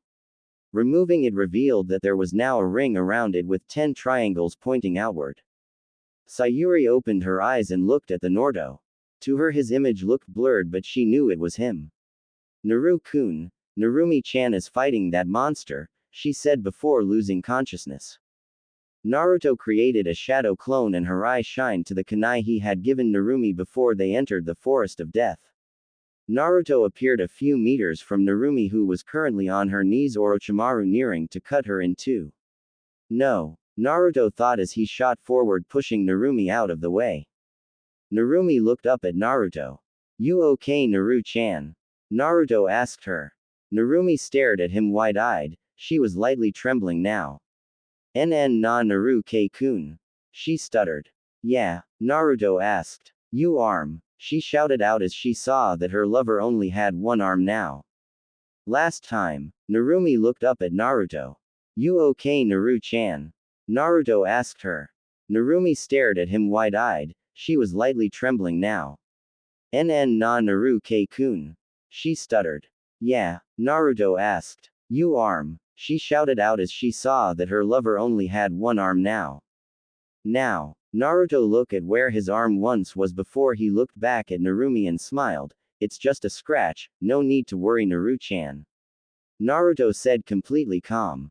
Just a scratch, it's missing. She yelled at her male counterpart who was still smiling back at her without faltering in the slightest. It'll be fine, Naru-chan. The blonde demon said to his lover as placed her down against the side of the tree they were on. Naruto's smile slowly faded as he turned to Orochimaru. Naru-chan. I need you to close your eyes for me. I am about to take a form which I do not wish for you to see. Naruto said with completely seriousness. But, Narumi tried to say something but was cut off by Naruto's growing presence. She could feel an ungodly amount of power starting to leak out. Naru-chan, I beg you to please close your eyes and keep them closed for a complete 10 seconds.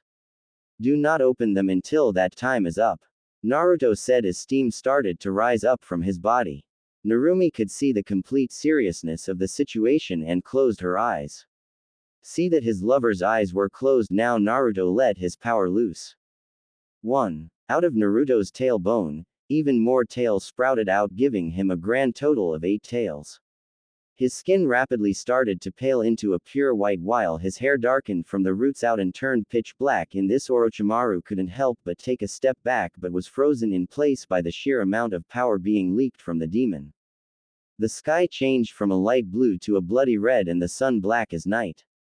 All across the elemental nations, every living being, both animal and human, civilian and ninja, and everything from genin to cage, felt as if an angry god had just awoken from its slumber and was passing his judgment on some poor fool who had angered it.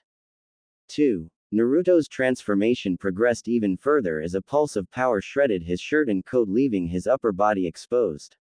From the top of his head, 2 white horns started to grow outward from the spiky black hair. 1 his back 10 spike grew out, 5 on the top and 5 on the bottom, with the image of the Rinnegan over 9 tomo arranged in 3 rows of 3. 3. Naruto watched as Orochimaru started to back away from his demonic before vanishing and reappearing in front of Orochimaru in a split second and slapped him through several trees. 4. Naruto appeared in front of the downed Orochimaru and proceeded to pick him up by the head and threw him against a large rock. However, before the snake Sannin could collide with the rock, he spat out a fully healed body. 5. Orochimaru started to sink into the ground, but Naruto was able to follow the traitor's movement with his dujutsu. The demon pointed a single finger at where the snake was hiding and formed a small black sphere out of pure chakra. 6. Naruto flicked his hand back and fired an attack at outrageous speeds towards the Sannin, who tried to get out of the attack's range, but the small ball followed his movements until it slammed into the ground above him. 7. Orochimaru shot out of the ground before the attack detonated on him and went for the trees.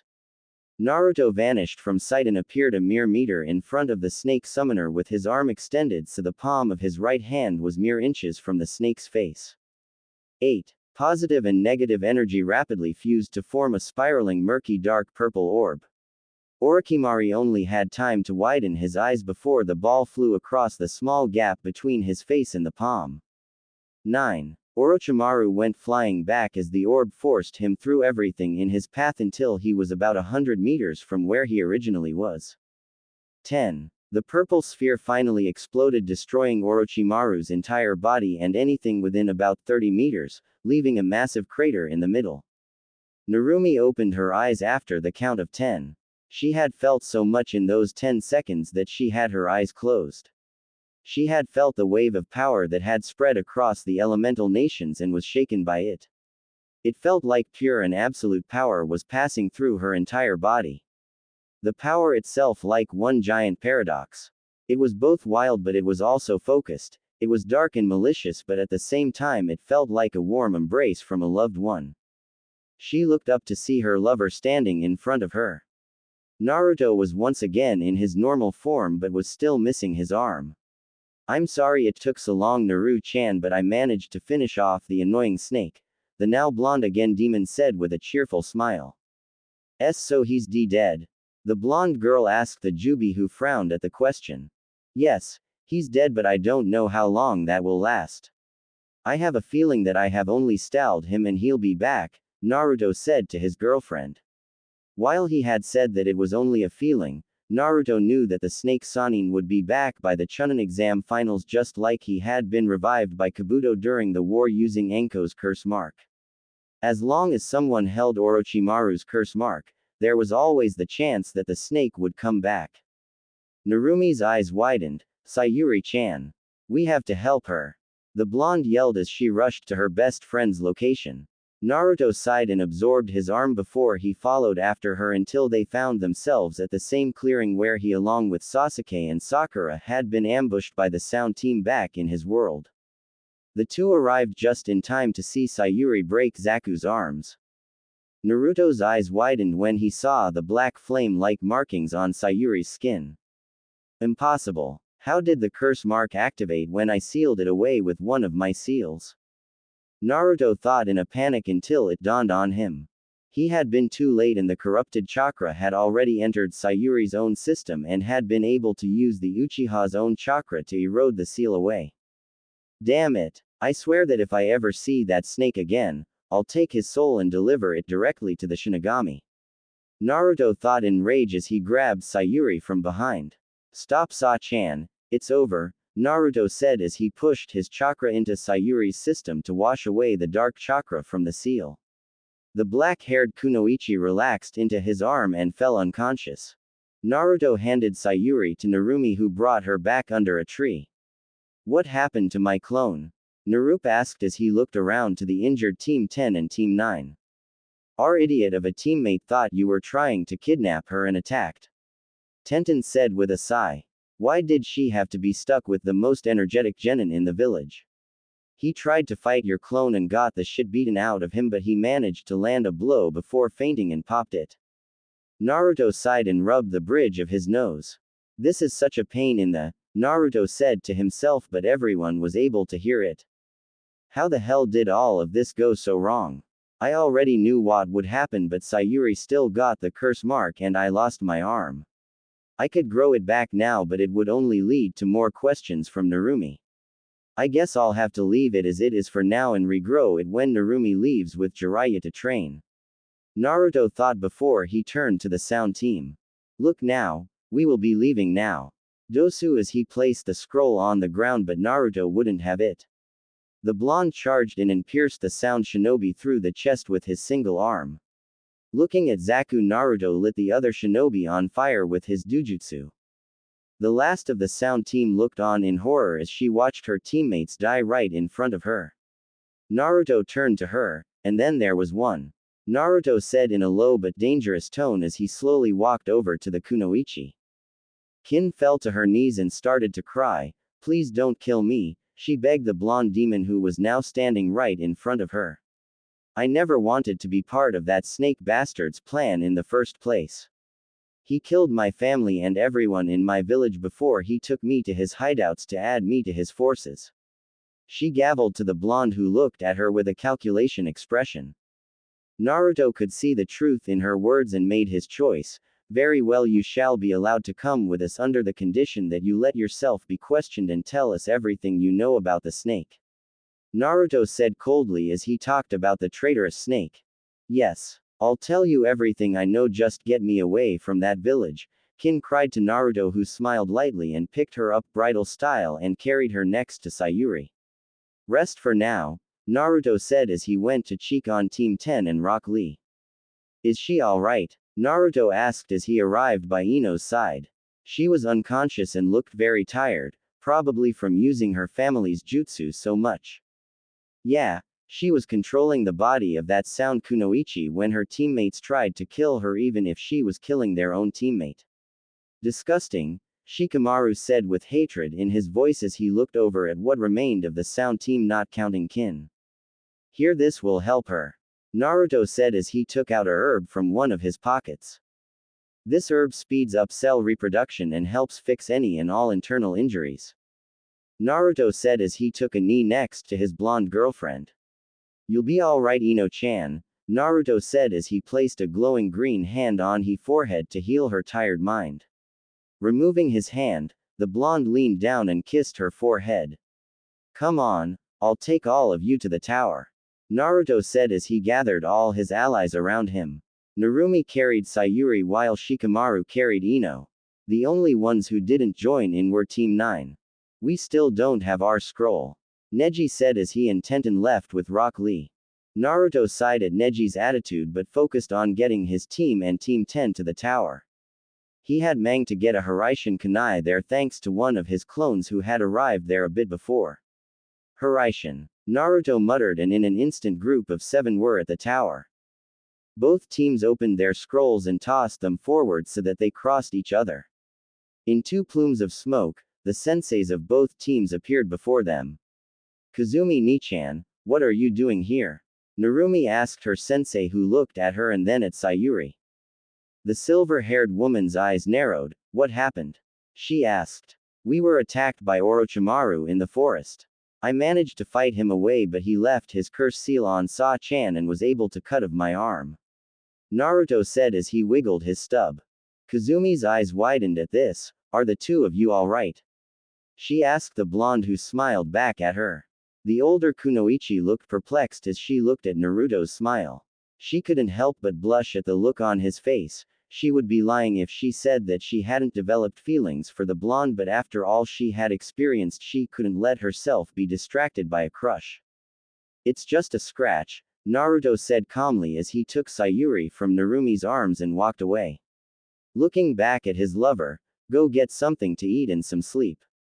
I'll go seal away this damn curse mark again, Naruto said as he took the Uchiha with him into a private room he had asked the Hokage for. The blonde placed Sayuri on the kind-sized bed and prepared several hand signs. Kishin Fujin, Naruto said as he placed his own version of the Shiki Fujin, except that this one didn't require a sacrifice but was considerably weaker. The area around the curse seal glowed a dark red, which replaced the 3 tomo on her neck with an image of his Shiki Fuin but a 10-pointed star in place of the swirl. That should completely suppress it this time. It is my most powerful Fuinjutsu right now, Naruto said to himself as he slumped into a nearby chair. Going 8 tails then using the Kishin Fujin had taken quite the toll on his body. Naruto relaxed his body before he fell asleep. Day of the preliminaries. A lot had happened since Naruto and his team had arrived at the tower in the middle of the Forest of Death. Naruto had a meeting with Hiruzen and Danzo to discuss the events of the forest. The 2 were less than pleased that the snake had managed to get his mark on Sayuri, and releasing it would release a living copy of Orochimaru. The last thing they needed was to insane pedophiles that hated them running around. They also didn't like that Naruto had lost an arm but accepted that he sacrificed it to save Narumi. Naruto had lied to them and told them that he would be able to regrow it in a few months. He could have done it there, but he didn't need to be asked any more questions. Narumi was already grilling him about the tails and power spiky. Naruto told them how he would ask the Shinigami to see if there was a way of removing the soul out of the seal so that he could extract the soul and then destroy the seal. He would have tried absorbing the seal, but the possibility of having the snake Sannin in his mind trying to take control of him like Kurama had done all those years ago wasn't number 1 of things to have.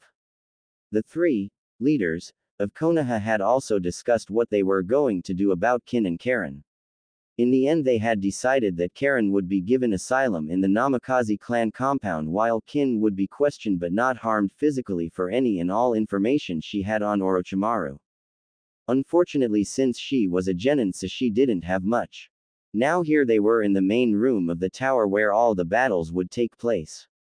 More people had passed this time than in his world. This time Kabuto's team hadn't made it in time and were kicked from the exam. The teams that had passed were teams 7, 8, 9, and 10 from Konoha, Gaia's team, and 2 teams from the Cloud, which surprisingly enough was Killer Bee's genin team of Samui, Karui, and Omoi. The next was the team of who he recognized as an expert medic from Kumo, Yugito the Nibi Jinchuriki, and another unimportant genin who Naruto hadn't met before. What had surprised Naruto was not only that Yugito was actually younger in this world while everyone else was normally older than in his world, but that she was still a genin and looked about 20. All the teams lined next to each other as they looked up at the gathered crowd of all the Jonin sensei and a few others standing next to the Hokage who was smoking his pipe. Congratulations all of you. You have all earned the right to stand here today by proving that you could best Konoha's own forest of ever. Do any of you know why we have the Chunin exams in different villages than your home one? The old man asked. To test our strength against the shinobi and kunoichi of other villages so that we can attract more attention to our home so that we gain more power and jobs, the 3rd member of Yugito's team. Hiruzen nodded. While that is a very important factor in the Chunin exam, that is not the main reason for them. The real reason is to help keep up peace within the villages by showing trust by sending over their shinobi to take part in them, the old man said as he closed his wrinkled eyes. However, he started again as he opened his eyes. Because of the large amount of genin who passed, we will have a preliminary round. Each match will be 2-on-2 except for one which will be a 3-way. Now will everyone except Inuko, Inuzuka and Yugito ni leave the floor and go up to the balcony. Hayate Gecko said as he called out the first battle. Everyone left the lower floor, leaving only the two girls who were about to fight. This isn't good. Yugito is older and more experienced than Inuko-chan. Plus Yugito has the Nibi in her, so that gives her a massive boost in battle in both chakra and stamina. Naruto thought to himself as he watched the two girls who were staring off at the moment. I hope you don't get to hurt Inuko-chan. Naruto thought sadly. He wanted her to win, but he had fought Yugito during the war and she had been a pain with her long nails and fire jutsu. Yugito sniffed the air, then pinched her nose. You smell horrible, just like a dog. Yugito taunted her opponent, who growled back at her, showing her more wild side. And you smell like old tuna, cat. Inuko said back as she and Akamaru ready to fight the Nibi Jinchuriki. Ready? Hayate asked the two, who nodded their response. Fight, he said as he jumped out of way. Yugito was quick to act and charged at Inuko with her nails extended. Take this, she said as he tried to cut Inuko, but the Inuzuka heiress was able to jump out of the way of the attack. Inuko smirked confidently. Is that all you have? Let's go, Akamaru. Gatsuga, she called out as both her and Akamaru stared, spinning rapidly, and charged at Yugito, who jumped out of the way with a back flip. Both Inuko and Akamaru stopped their attack before they could crashed into the floor. You're too slow. Kaden Heineke, Yugito called out as she exhaled a large cloud of ash which took the shape of 10 small cats with glowing red eyes. The 10 ash cats ran towards Inuko, who was still smirking confidently. Is that all, Suga? Inuko yelled as she tunneled towards the cats at a fast speed. No, Inuko-chan. Turn away. Naruto yelled at his girlfriend, who didn't hear him in time and collided with ash cats. Each one of the cats exploded in ash and were drawn into the Suga. Inuko's attack went wild before she crashed into the ground, screaming in pain as the burning hot ash burned her skin on contact back because of her spin. Her entire body was completely surrounded in the ash. Inuko's screams could be heard piercing the ash cloud from within. Naruto acted quickly and jumped into the cloud and quickly absorbed the ash using the Preta path.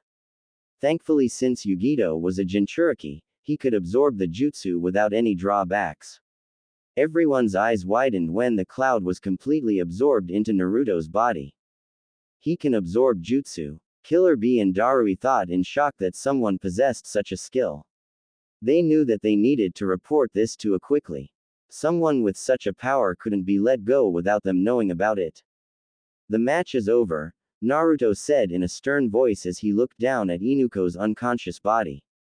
Her clothes had been nearly burned off and her skin was covered in bright pink burns from the ash. He was thankful that Yugito was a Jinchuriki, since that meant that he chakra had traces of Biju chakra which he could absorb.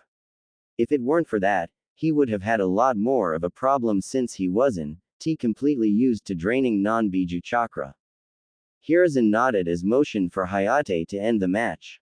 The special Jonin nodded as well. Winner, Yugito ni of Kumo. Medics. The Konoha native called as two men in medical outfits came out carrying a stretcher. Naruto created a seal-less shadow clone and sent it with the medics to watch over Inuko. Naruto walked back up to the upper floor, but as he passed the Kumo teams he stopped for a second. The little cat did well, but she is obviously above Genin level. I mean, with her current age and the Nibi, she should be at least a Jonin. Wouldn't you say so, Hachi-chan? Naruto said with a small smirk to Killer Bee, who now had wide eyes hidden behind his goggles. Which one? Bee asked the blonde. None, Naruto said mysteriously as he walked away. He still wanted to keep his role as Jubi a secret, but intimidating others was fun at times. He must have gained that trait after absorbing the Bijus during the war. But that has nothing to do with my question. I repeat, why is a Jonin-level kunoichi in an exam made for genin? Naruto asked with narrowed eyes. It was an order from the Sandaime Raikage before his death. Darui said to the blonde who nodded before walking away back to his team. Darui turned to B. Did the Hachibi say anything about him? The Raikage's right-hand man asked. Only that he was very powerful. We should be careful. Killer B rapped badly, causing every Kumo ninja around him to sweat drop. Do you hear that? Omoi asked his teammates nervously.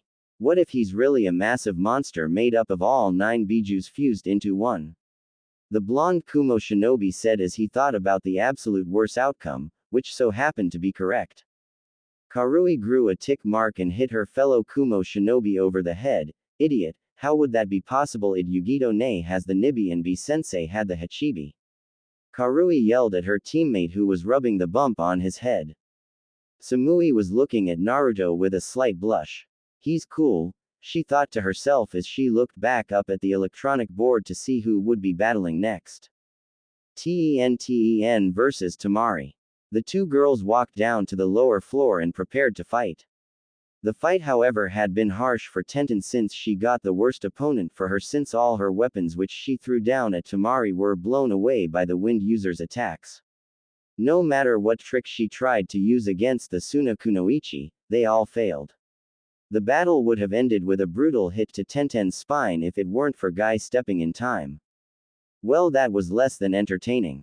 Naruto said with a large frown as he was forced to re-watch the battle that had happened all those years ago in his home dimension, but he was happy that this time Guy was able to stop.